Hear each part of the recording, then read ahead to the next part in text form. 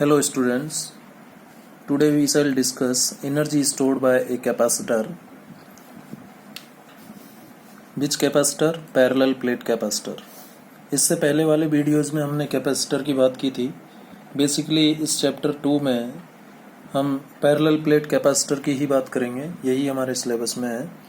तो आज हम बात करेंगे कि कौन सी एनर्जी एक कैपेसिटर के द्वारा स्टोर की जाती है और उसका अमाउंट क्या होता है.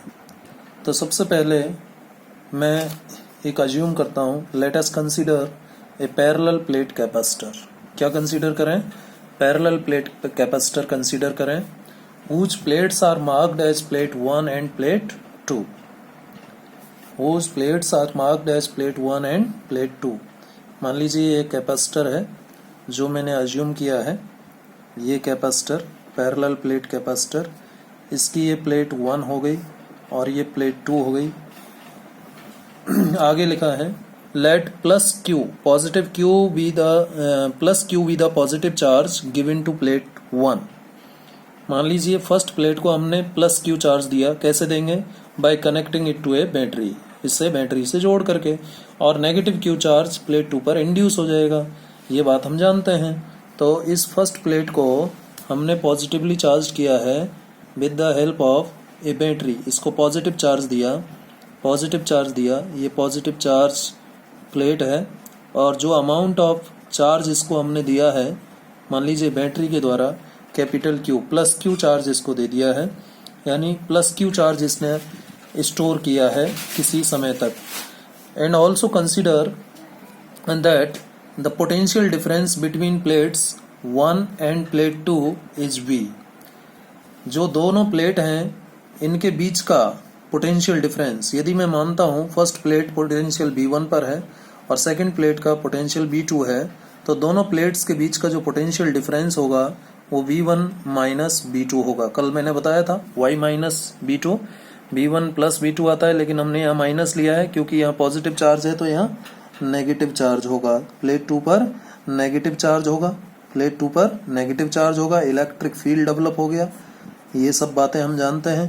कितना इलेक्ट्रिक फील्ड डेवलप हुआ ये भी हम जानते हैं. E0 is equal to sigma upon epsilon 0. इतना इलेक्ट्रिक फील्ड प्लेट्स के बीच में डेवलप हुआ. प्लेट्स के बाहर इलेक्ट्रिक फील्ड का वैल्यू 0 होता है. तो हमने मान लिया इन दोनों प्लेट्स के बीच में जो पोटेंशियल डिफरेंस बैटरी की हेल्प से हमने मेंटेन किया है वो V है. कितना पोटेंशियल डिफरेंस है? V है. और ये V किसके बराबर होगा? Q अपॉन C के बराबर होगा. V is equal to Q upon C होगा. कैसे? हमने कल पढ़ा था Q is equal to CV. तो Q is equal to CV से V इज इक्वल टू क्या आ गया? Q upon C. Where Q is the amount of charge stored at any time. किसी समय पर जो चार्ज स्टोर किया है कैपेसिटर ने वो कितना है? कैपिटल Q है. And C is the capacitance of the capacitor. और ये जो C है ये कैपेसिटर की कैपेसिटेंस है. अब हम ये अज्यूम करते हैं that the positive charge is transferred from plate 2 to plate 1. Plate 2 से प्लेट 1 पर पॉजिटिव चार्ज ट्रांसफर होता है. तो इसको इस इलेक्ट्रिक फील्ड के अगेंस्ट क्या करना पड़ेगा? वर्क करना पड़ेगा. स्टोरेशन ऑफ चार्ज में क्या करना पड़ेगा? वर्क करना पड़ेगा. यदि Q अमाउंट का चार्ज स्टोर किया है तो कुछ ना कुछ वर्क होगा. और जो वर्क है वो इस कैपेसिटर के अंदर एनर्जी की फॉर्म में स्टोर होगा. और वो एनर्जी कौन सी एनर्जी होगी? यहाँ मैं लिख भी सकता हूँ. कौन सी एनर्जी स्टोर करता है कैपेसिटर? इलेक्ट्रोस्टैटिक या फिर आप कहें electrical energy. So the nature of energy stored by capacitor is electrical energy और you can say electrostatic energy. So our topic is electrostatic energy stored by capacitor. ध्यान रखिएगा capacitor कौन सी एनर्जी स्टोर करता है? Electrostatic energy. आपने fan के ऊपर capacitor लगा हुआ देखा होगा सिलेंड्रिकल, जिसको हम आमतौर पर हमारी भाषा में क्या कहते हैं? कंडेंसर कहते हैं. कंडेंसर आपने जो सिलेंड्रिकल ऊपर लगा हुआ रहता है जिसमें फैन की स्पीड उस पर डिपेंड करती है. वो कंडेंसर कुछ जैसे मान लीजिए एक लाइट चली जाती है और यदि गलती से हमारा उससे हाथ टच हो जाए तो इलेक्ट्रिक शॉक लगता है, क्योंकि उस कंडेंसर के अंदर चार्ज स्टोर्ड रहता है. क्या स्टोर्ड रहता है? चार्ज स्टोर्ड रहता है. तो मान लेता हूं कि capital Q is the amount of charge stored by the capacitor at any time. And C is the capacitance of the capacitor. अब प्लेट 2 से कितना चार्ज ट्रांसफर हुआ, Q amount of charge is transferred. ठीक है, अब मान लेता हूं कि जो चार्ज है वो एक साथ तो ट्रांसफर होगा नहीं, एक साथ तो स्टोर होगा नहीं। Charge is not stored in a single time. एक साथ एक ही समय में चार्ज स्टोर नहीं होगा, it will take some time. एक टोटल चार्जिंग होने में इस कैपेसिटर को कुछ समय लगेगा। तो हम क्या करेंगे, पहले वर्क डन निकालेंगे। वर्क डन क्यों करना पड़ेगा स्टोर करने में चार्ज को, क्योंकि यहाँ इलेक्ट्रिक फील्ड डेवलप हो रहा है और इसके अगेंस्ट वर्क करना पड़ेगा। ठीक है, so work small amount of work done, small amount of work done in what, in storing, कितना चार्ज स्टोर करने में, इन storing D Q amount of charge. तो कितना वर्क डन होगा, चार्ज बाय कैपेसिटर। कैपेसिटर के द्वारा डी क्यू अमाउंट का charge store करने में कितना वर्क डन होगा। अब ये वर्क डन निकालते कैसे हैं, देखिए हमने पोटेंशियल की डेफिनेशन पढ़ी थी, V is equal to W upon Q. तो यहाँ से वर्क डन क्या आ गया, V इंटू क्यू। तो इसी से हम निकाल सकते हैं। तो work done D Q amount में निकाल रहे हैं तो टोटल वर्क डन तो आएगा नहीं, small amount of work done आएगा। और स्मॉल अमाउंट ऑफ वर्क को मैं डी डब्ल्यू लिख देता हूँ। ठीक है, d W is equal to potential difference कितना है, V है दोनों प्लेट्स के बीच, और कितना चार्ज स्टोर करने पर ये हमने वर्क डन निकाला है, D Q amount of work done. ठीक है, अब total amount of work done हमें चाहिए। ये तो small amount of work done है जो कि D Q amount of charge को स्टोर करने में हो रहा है। Therefore total amount of work done क्या होगा, total amount of work done total amount of work done निकालने के लिए हमें डी डब्ल्यू का क्या करना पड़ेगा, इंटीग्रेशन करना पड़ेगा। ऐसे ही इधर वी डी क्यू का भी क्या करना पड़ेगा, इंटीग्रेशन करना पड़ेगा। डी डब्ल्यू का कहाँ से कहाँ करना पड़ेगा, 0 से W, क्योंकि 0 is the initial work done and W is the total work done.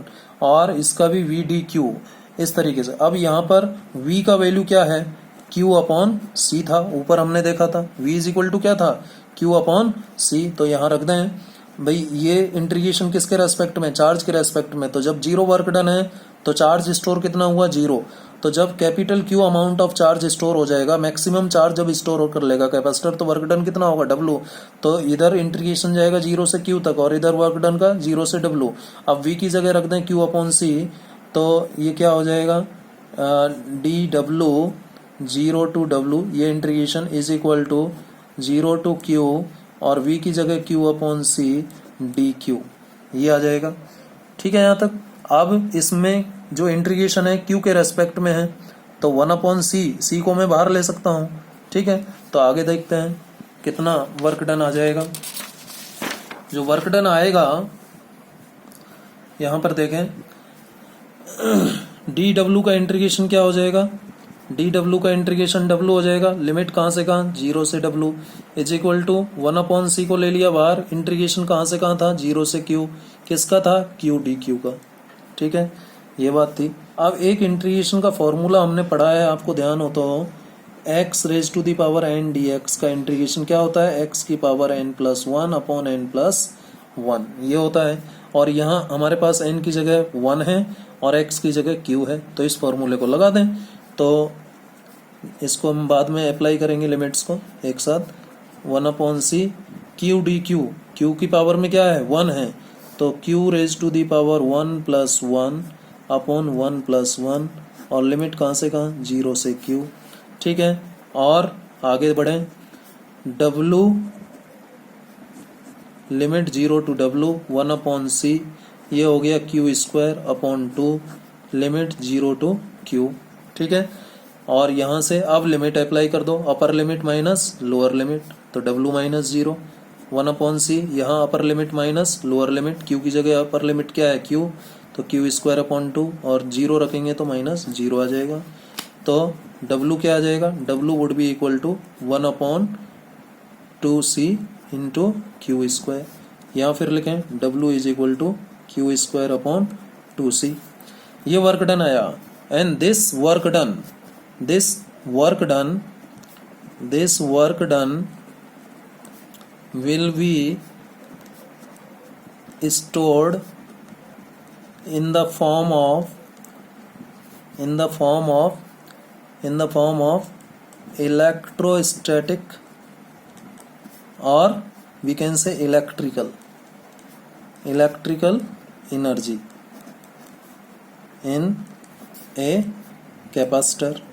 और यही वर्क डन तो क्या है, इलेक्ट्रोस्टैटिक एनर्जी है जो कि कैपेसिटर के द्वारा स्टोर की जा रही है। तो इसी W को मैं क्या लिख सकता हूँ, U। कौन सा U, इलेक्ट्रोस्टैटिक एनर्जी, UE। ठीक है, तो therefore UE would be equal to क्या आ जाएगा, Q²/2C आ जाएगा या नहीं। UE या फिर सिंपली E को ड्रॉप कर दें, सम अंडरस्टूड है कि ये इलेक्ट्रिकल एनर्जी है, तो simply U is equal to Q²/2C। एक रिलेशन ये आ गया। ये है electrostatic energy stored by capacitor. एक फॉर्मूला तो ये आ गया। अब इसको दूसरे तरीके से भी लिखा जा सकता है। कैसे, since Q is equal to क्या होता है, CV। Q is equal to CV, तो U बराबर Q की वैल्यू रखो, CV, Q² है तो होल स्क्वायर हो जाएगा अपॉन 2C। सॉल्व करें, ऊपर आएगा C² V², नीचे 2C, C से एक C कैंसिल हो गया, क्या आ गया यहाँ पर, U इज इक्वल टू आ गया 1/2CV²। एक रिलेशन ये आ गया। ठीक है, एक क्या आया Q²/2C और एक क्या आ गया, हाफ CV²। और भी एक तीसरा रिलेशन आ सकता है। क्या रिलेशन आ सकता है, देखिए हमारे पास क्या आ गया, U is equal to Q²/2C। तो मैं यदि इसको फॉर्म में लेना चाहता हूँ, C को एलिमिनेट करना चाहता हूँ, तो since Q is equal to CV, तो C की वैल्यू रख दो Q/V। ठीक है, तो इसी के आगे यहाँ से चल रहे हैं, यहाँ के बाद में यहाँ से लिखना है। C is equal to Q/V रखो, तो U बराबर क्या आ जाएगा, 1/2 C की जगह Q/V इंटू V²। अब ये V से V कैंसिल हो गया, तो एक रिलेशन इस तरीके से आ गया। अब ये तीन टाइप के हमने रिलेशन निकाल लिए electrostatic energy stored by capacitor. एक है Q²/2C, एक है हाफ CV² और एक है हाफ QV। ये तीनों रिलेशन हमें याद रखने हैं। ठीक है, और इनके ऊपर बेस्ड हम न्यूमेरिकल प्रॉब्लम्स करेंगे। किसी न्यूमेरिकल में इस रिलेशन का यूज होगा, किसी में इसका होगा, किसी में इसका होगा। अंडरस्टूड है, जहाँ पर चार्ज और कैपेसिटेंस गिवन है तो इससे निकालेंगे, जहाँ पर कैपेसिटेंस और पोटेंशियल गिवन है वहाँ इससे निकालेंगे, और जहाँ चार्ज और पोटेंशियल गिवन है वहाँ इससे निकालेंगे। तो ये तीनों रिलेशन आपको ध्यान रखने हैं। So this is all about the energy stored by A parallel plate capacitor. अब हम थोड़ा सा इसी टॉपिक में एक बात और देखना चाहते हैं कि एनर्जी डेंसिटी क्या होगी। Energy density of a parallel plate capacitor. जो एनर्जी स्टोर करता है कैपेसिटर, वो कौन सी एनर्जी है, इलेक्ट्रोस्टैटिक एनर्जी और इलेक्ट्रिकल एनर्जी। अभी तक हमने एनर्जी निकाली, अब हम निकालना चाह रहे हैं एनर्जी डेंसिटी क्या होगी। तो सबसे पहले एनर्जी डेंसिटी का फॉर्मूला क्या हो जाएगा, एनर्जी डेंसिटी है ये, तो क्या होगा, density is equal to mass upon volume होता है सिंपली। तो एनर्जी डेंसिटी है तो एनर्जी अपॉन वॉल्यूम हो जाएगा, एनर्जी अपॉन वॉल्यूम हो जाएगा। और यहाँ पर हम कैपेसिटर के रेस्पेक्ट में बात कर रहे हैं, तो एनर्जी स्टोर्ड बाय कैपेसिटर हो जाएगा, stored by capacitor, energy stored by capacitor, और वॉल्यूम ऑफ प्लेट्स, ठीक है, ये आ जाएगा। अब एनर्जी डेंसिटी को हम स्मॉल u से रिप्रेजेंट कर रहे हैं। पहले जो एनर्जी निकाली थी उसको हमने कैपिटल U लिखा था, ये स्मॉल u है। और एनर्जी स्टोर्ड कितना है, कैपिटल U, और वॉल्यूम कितना, V। ठीक है, अब एनर्जी स्टोर्ड कितना था, हाफ CV², यही था ना, U की जगह लिख दिया हाफ CV², और V इज वॉल्यूम, ये वॉल्यूम है, ध्यान रखिएगा, पोटेंशियल से कंफ्यूज नहीं हो जाना। वॉल्यूम क्या होता है, वॉल्यूम होता है एरिया इंटू डेप्थ। ठीक है, एरिया इंटू डेप्थ, तो कितना आ जाएगा, हाफ CV² अपॉन डेप्थ की जगह आप कह सकते हो डिस्टेंस बिटवीन प्लेट्स। ठीक है, ऐसे भी कह सकते हो। तो हाफ CV², एरिया कितना, प्लेट का एरिया है A, ठीक है, और डिस्टेंस कितनी है, स्मॉल d। देखें आप, इस डायग्राम में जो हमने शुरू में बनाया था, एरिया ऑफ प्लेट हम ए मानेंगे और प्लेट्स के बीच का डिस्टेंस कितना, डी मानेंगे। ठीक है, क्लियर है। तो A is the area and D is the distance. ठीक है यहाँ तक। तो ये कितना आ गया, 1/2 CV², ये पोटेंशियल है, अपॉन ए इंटू डी। ये एनर्जी डेंसिटी का अभी फाइनल रिलेशन नहीं है, अभी देखते हैं। Since C is equal to क्या होता है, ε0A upon D, this is the capacitance of a parallel plate capacitor. ये रिलेशन हमने कल डिराइव किया था। अब इस C की जगह रखें ये, therefore energy density U would be equal to 1/2 C की जगह रखो ε0A upon D into V² upon A into D. ऐसे आ जाएगा। सॉल्व कर लो इसको। U is equal to 1/2 ε0A B² upon A D² हो जाएगा। डी नीचे आएगा, D² हो जाएगा। A से A कैंसिल हो गया। अब U इज इक्वल टू क्या आ गया, 1/2 ε0 V² अपॉन D², ये आ गया। या फिर इसको और लिख सकते हैं, U is equal to 1/2 ε0 V upon D whole square. ये पोटेंशियल है V यहाँ पर।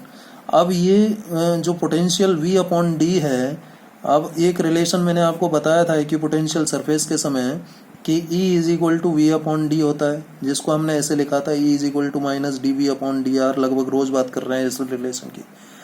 तो R की जगह हमने D ले लिया और DV की जगह V ले लिया, तो E is equal to V upon D. यानी पोटेंशियल और डिस्टेंस का जो रेशो है वो इलेक्ट्रिक फील्ड के बराबर होता है। तो यहाँ रख दें। तो U energy density is equal to आ जाएगा 1/2 ε0 V अपॉन डी का मतलब E और होल स्क्वायर है मतलब E²। So this is the relation for energy density of a parallel plate capacitor. ये भी आपको इसमें ध्यान रखना है। सो अभी तक हमने बात की electrostatic energy stored by a capacitor. U is equal to half CV² आया।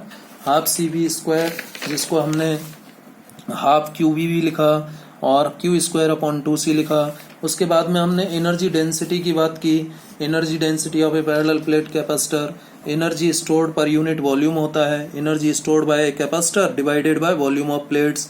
U इज इक्वल टू आ गया U अपॉन वॉल्यूम।